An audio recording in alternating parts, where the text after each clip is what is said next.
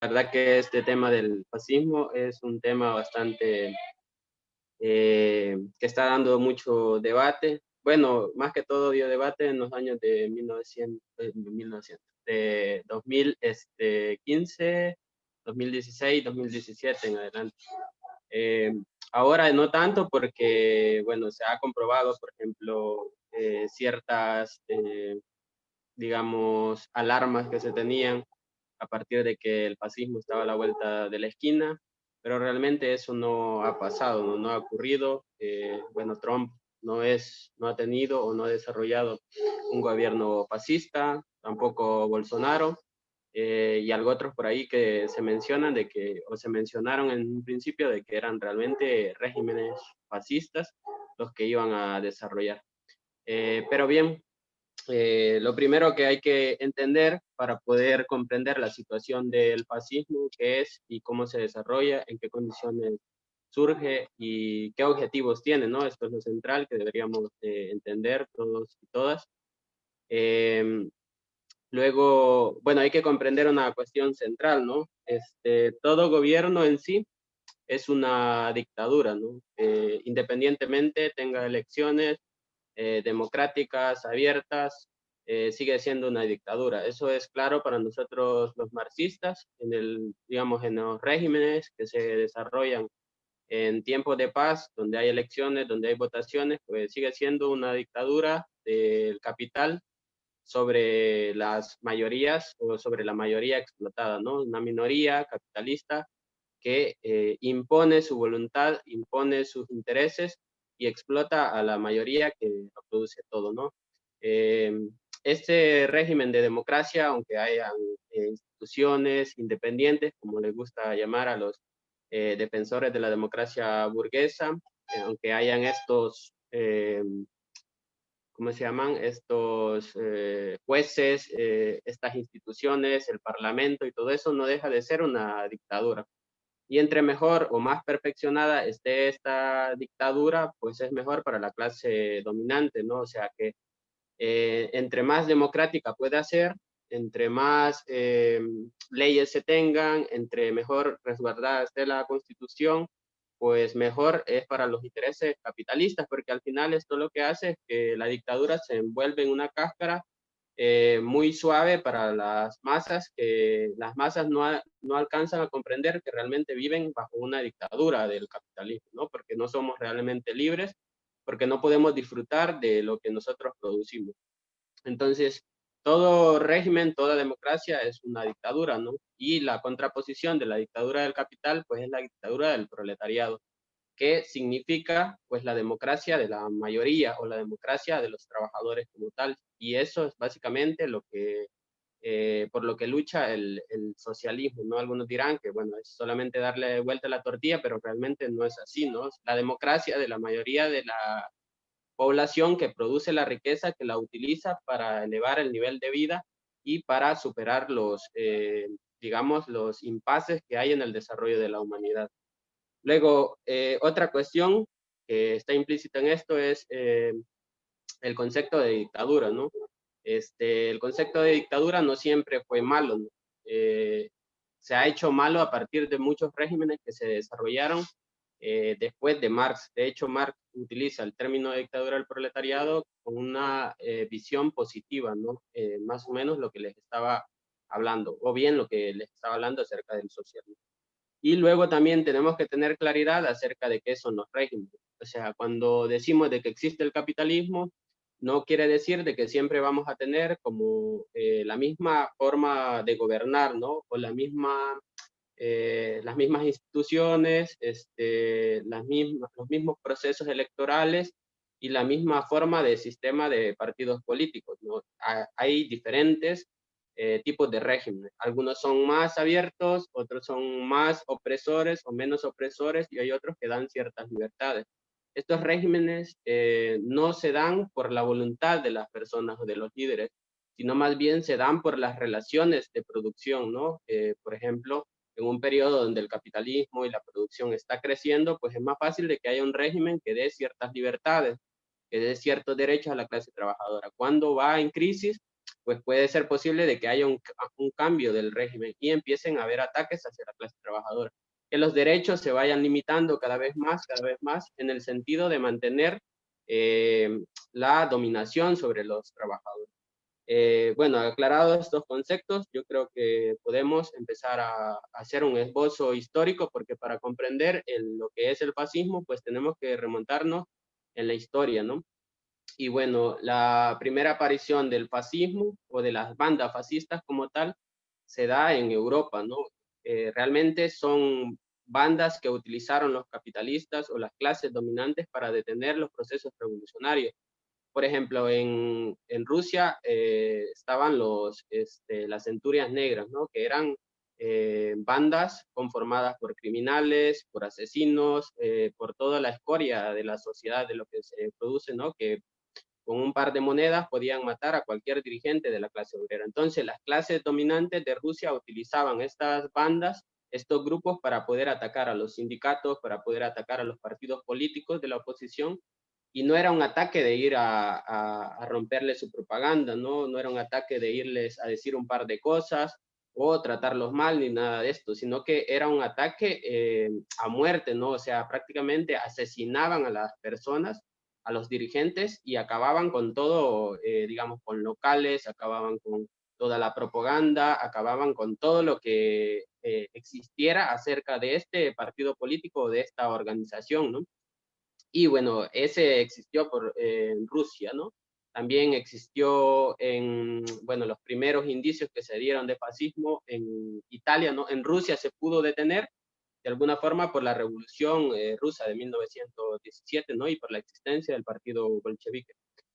Fue diferente para Italia, ¿no? Anteriormente a que aparecieran estas bandas, lo que había en Italia era una constante radicalización de las masas que empezaba a tomar las fábricas, empezaban a construir elementos de democracia burguesa, donde la gente podía decidir a partir de cómo se estaba desarrollando la sociedad, ¿no? Y luego para la clase dominante, que no podía controlar este tipo de avance de la clase trabajadora, pues se hizo necesario utilizar, ¿no? Hasta más tarde, estas bandas fascistas, ¿no? De criminales y todo eso, ¿no? Estas bandas no es que la burguesía las haya creado en sí, ¿no? Sino que se han creado o se crean a partir de toda la degeneración que crea el capitalismo, ¿no?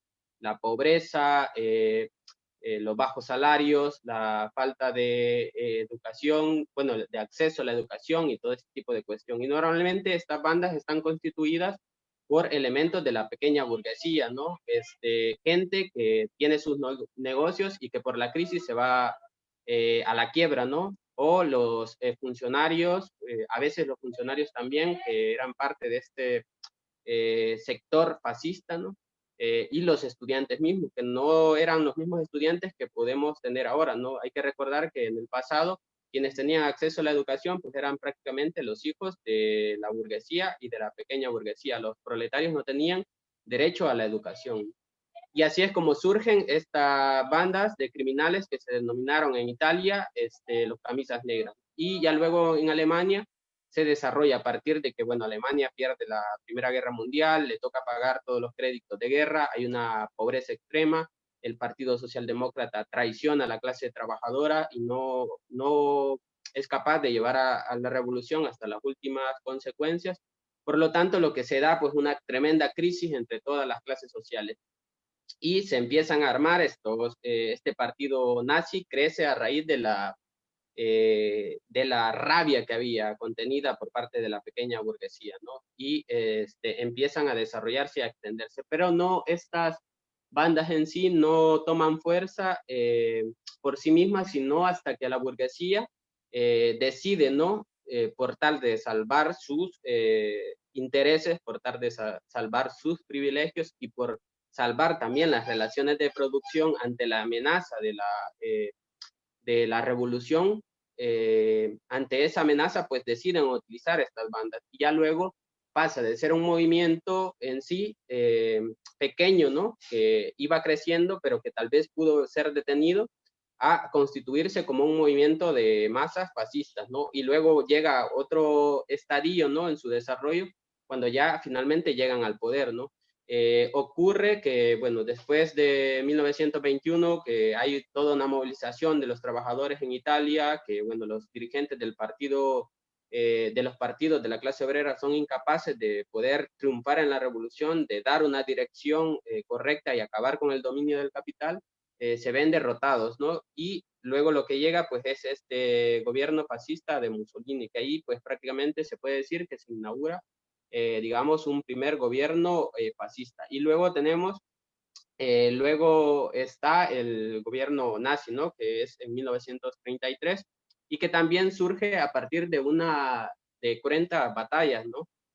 Por ejemplo, la clase obrera alemana constantemente luchando en contra de las condiciones miserables de vida, ¿no? Desarrollando la revolución de 1919, de ahí en 1923, luego también luchando en contra de en huelgas cruentas, ¿no? Y todo esto, o sea que hay algunas características que ya podemos ir viendo, ¿no? Por ejemplo, de que las clases dominadas pues han dado el todo por el todo por el todo por acabar con sus cadenas, ¿no? Eso es una de las principales características.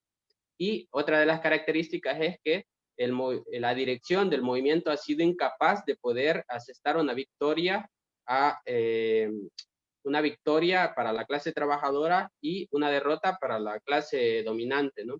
Y otra de las características es que la clase dominante no puede dominar a partir del régimen de democracia burguesa, ¿no? A partir de las votaciones, a partir de mantener la estabilidad, sino que se ve en la necesidad para detener toda esta cuestión de usar estas bandas, de hacer movimientos de masas que atacan a los partidos comunistas, que atacan a los partidos socialistas, que matan a sus dirigentes y que desaparecen todos rastro de oposición y que terminan finalmente a través del Estado esclavizando a la clase obrera, ¿no? Entonces, los regímenes más claros, ¿no? Acerca del fascismo se dieron en Italia y en Alemania, ¿no? Y las características de este régimen va a ser de que va a ser un gobierno totalitario, que no va a tener mayores derechos democráticos para la clase trabajadora y que va a concentrar el poder político en su poder, ¿no? Va a concentrar en sus manos el poder político. Normalmente en el régimen de democracia burguesa, pues los dirigentes, ¿no? El presidente, los diputados, a veces independientemente de los partidos que sean, ¿no? Si son partidos socialdemócratas, traidores de la clase obrera, siempre están de una u otra forma ligados a lo que es el capital, ¿no? Y pertenecen o obedecen a la clase dominante. En cambio, en los gobiernos fascistas, estos no obedecen a la clase capitalista, ¿no? Sino más bien obedecen a sus propios intereses. Pero en el fondo, y esta es una cuestión central, en el fondo lo que hacen no transforman las relaciones de producción, o sea, que no acaban con la propiedad privada, no acaban con la explotación, sino que la profundizan y defienden estas relaciones de propiedad. O sea, que en el fondo sí defienden los intereses de la clase capitalista. Pero esto es muy delicado para la clase capitalista porque puede asusar, ¿no? O puede desarrollar movimientos de masa de la clase trabajadora mucho más fuertes, ¿no? Y no es beneficioso al final, como lo decían en un principio, para la clase capitalista lo mejor que puede ocurrir es que tengamos un régimen de democracia burguesa, donde hay un equilibrio de los poderes del Estado, donde haya democracia, donde la gente crea que está participando en esta democracia. Y así, ¿no? Entonces sí hay como cierto peligro y los capitalistas no se ven en la necesidad de utilizar regímenes fascistas hasta que no ven realmente un peligro en la revolución, ¿no? O un peligro que amenace sus privilegios, ¿no? Y eso pues claramente lo pone de manifiesto el avance de la clase obrera en el proceso de la revolución. Entonces, así han habido regímenes, ¿no? No solamente ha habido en Italia, ha habido en Alemania, sino que también existió en España con la Falange y Franco, también en Portugal, también se puede decir de alguna forma que existió el fascismo en Latinoamérica, de alguna forma con Pinochet. Y bueno, para ya ir finalizando, también vale hacer una comparación, ¿no? Con lo que está ocurriendo en El Salvador, porque muchas personas de la izquierda, que yo diría un poco desorientados, ¿no?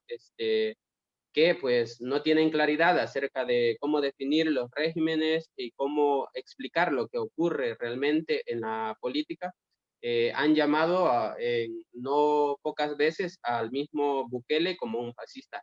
Hay que decir también de que, bueno, de que no haya la posibilidad del fascismo, ¿no? Que es lo que voy a explicar ahorita, en la actualidad en Latinoamérica y en muchas realidades de Europa, no quiere decir de que los gobernantes o que ciertos líderes no tengan acciones fascistas, ¿no? Como crear bandas armadas, ¿no? Pero lo que determina si se va a desarrollar un régimen fascista es las relaciones que hay entre las clases. Por ejemplo, podemos preguntarnos en El Salvador, ¿no? ¿Qué tanta fuerza tiene la pequeña burguesía, ¿no? Y qué tanta fuerza tiene, si dijéramos de que el partido Nuevas Ideas es un partido fascista, si ellos están dispuestos a ir a asesinar, por ejemplo, a miembros del FMLN, de gente del FMLN, de incendiar sus locales, de perseguirlos, de matarlos. Yo creo que pueden haber un par de locos ahí, ¿no? Bueno, la vez pasada apresaron un tipo que dijo que se iba a armar y que no sé qué, pero no es que toda la gente que está en el Partido de Nuevas Ideas esté decidida a dar una lucha por esta situación. Más bien, ese es un movimiento bastante heterogéneo, donde hay mucha gente que cree que realmente está cambiando la sociedad, ¿no? Donde hay trabajadores honestos, pero que también hay oportunistas. Entonces, no se puede definir que Nuevas Ideas es una base de un régimen fascista, ¿no? No se puede decir que es un partido nazi, no se puede decir este tipo de situación. Y luego también hay que tener en cuenta que, como lo decíamos, las bases que nutrían el fascismo en el pasado eran en sí sectores de la pequeña burguesía, ¿no? Cuando hablamos de la pequeña burguesía, es gente que tiene pequeñas propiedades, ¿no? Sin embargo, lo que ha ocurrido en los últimos años, ¿no? Los últimos 50 años, es que cada vez más la riqueza se concentra en pequeñas manos, ¿no? En un pequeño sector de la población. Lo que va creando, en contraposición a esta situación, es que la mayor parte de la población cada vez más se ve en la necesidad de vender su fuerza de trabajo. Por lo tanto, no hay tanto como algo que se llame un movimiento grande de la pequeña burguesía, mucho menos campesinos. La mayoría de campesinos acá, que era uno de los elementos de apoyo del fascismo, la mayoría de campesinos acá son obreros de la tierra, porque no tienen grandes cantidades de tierra como las tenían los campesinos de Europa, ¿no? Que se volvían bases del fascismo. Entonces no hay como condiciones, no hay relaciones de clases, más bien hay una aplastante mayoría de la sociedad que vende su fuerza de trabajo, que por lo tanto son trabajadores o son obreros, ¿no? Y los estudiantes están cada vez más a la izquierda, ¿no? No apoyarían un régimen fascista, ¿no? Al contrario, son antifascistas, ¿no? Y eso lo podemos ver en Estados Unidos, ¿no? En estas luchas del Black Lives Matter, donde hay mucha gente que es bueno, estudiantes que son antifascistas.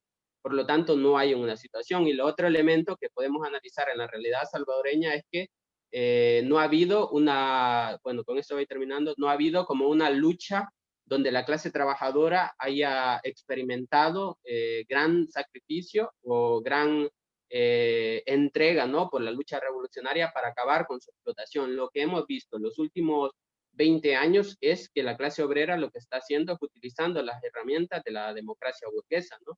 Yendo a las elecciones, votando a sus candidatos, votando al FMLN, luego votando a Nayib Bukele, creyendo que va a, digamos, a cambiar las condiciones. Estas son formas de lucha que la clase obrera ha ido agotando, ¿no? Y la clase obrera se va cada vez más radicalizando a partir de que va comprendiendo de que las herramientas que da la burguesía para poder transformar sus condiciones de vida no son útiles para ellos, ¿no? Y esto lo van comprendiendo, ¿no? Esto va siendo un proceso que se va desarrollando.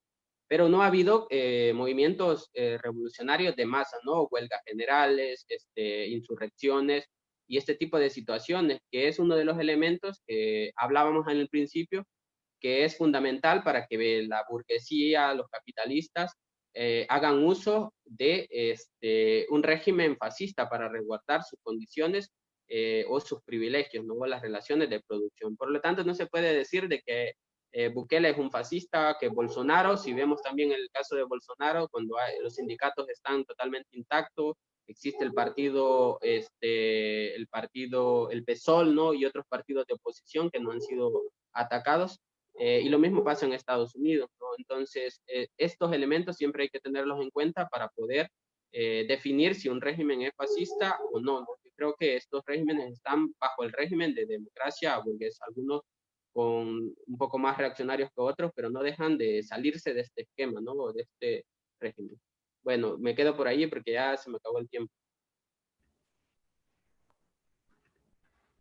Bien, muchas gracias, Juan. La verdad es que ha sido, me parece que has tocado los elementos más importantes, ¿no? Sobre el fascismo. Pero ahorita vamos a abrir el espacio, compañeros, para sus aportes y también para sus preguntas, ¿no? Si tienen preguntas, yo sé de que, por ejemplo, hemos estado como escuchando, ¿no? En las redes sociales, en Twitter, en Facebook y en las noticias, a los dirigentes de izquierda y a los más representativos de la izquierda decir de que hay una amenaza de fascismo latente en América Latina, ¿no?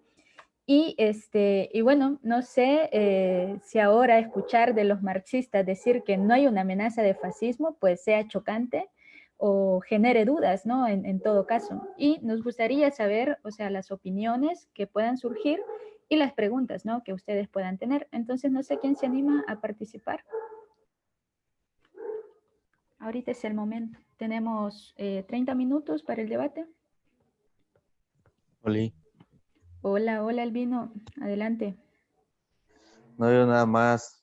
Sí, me parece importante eso que hemos estado escuchando y lo que dice la lectura también, que no todo es fascismo, ¿va? No todo lo anti, ¿cómo es? No todo lo que no es revolucionario, ¿va? Porque hay matices, ¿va? Entonces es importante, así como lo dice la lectura, saber bien la enfermedad, por ejemplo, para un médico que hace diagnóstico para combatirla, hace el diagnóstico para saber qué es lo que tiene que combatir y cómo lo va a hacer, ¿va? Entonces, así mismo es con esto del fascismo y con otro montón de temas, ¿va? Hay que conocerlo